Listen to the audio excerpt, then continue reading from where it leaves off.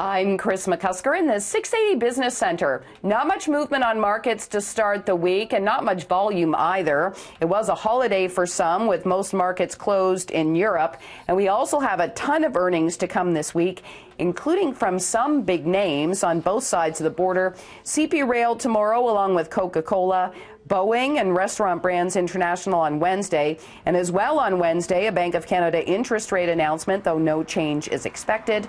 We also get earnings from Starbucks on Thursday and Husky Energy on Friday. Now, speaking of energy, the price for oil hit a 6-month high today, and here's why. The U.S. is now fully implementing sanctions on Iranian oil, taking the waiver off, targeting countries that purchase it. Iran is brushing this aside, saying a necessary decision will be announced later. Price for oil did hit this 6-month high and a new high for 2019. The Canadian crude index also moved higher. Shares in Tesla went the other way, with a lot of news around the electric car maker. The company announced a shakeup of its board of directors to make it smaller ahead of earnings on Wednesday. It also got a downgrade at Evercore. The CEO, Elon Musk, took aim at Panasonic.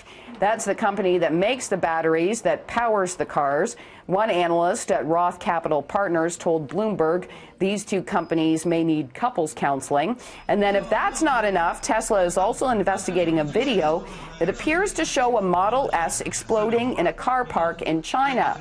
The stock was down by 3% at one point today. It's off by about 20% this year.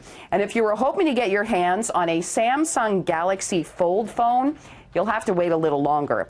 Now, no official reason was given, but an event planned for this week by Samsung has been postponed, and it's been put off until at least next month, according to the Wall Street Journal. Now, there have been reports about this phone about breaks, bulges, and blinking screens.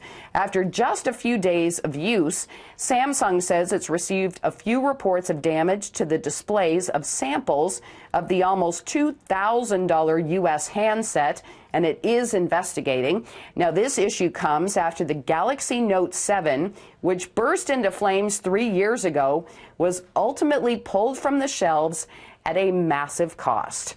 I'm Kris McCusker in the 680 Business Center for City News.